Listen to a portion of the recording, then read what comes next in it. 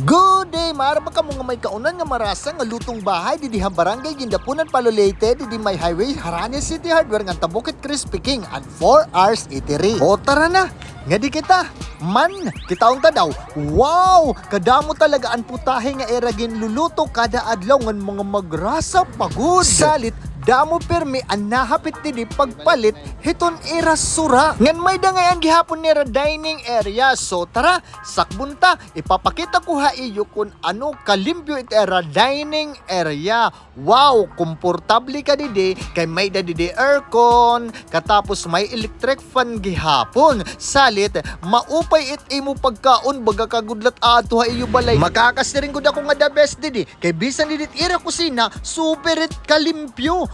Wow, talaga didi ha 4 hours eatery. Salit ano pa man, kung nagbibiling ka muhin magrasa nga kaluto, mga lutong bahay, didi la ha 4 hours eatery. Ngan maghusay, ngan friendly pagod didi iton mga bantay. So, waray talaga ako masisiring. Kundi, pasyada na kamo, didi ha 4 hours eatery, didi ha barangay Gindapunan Palolete, didi lang may highway. Ngan parahan mga kasayuran, adi ngayon, an era number.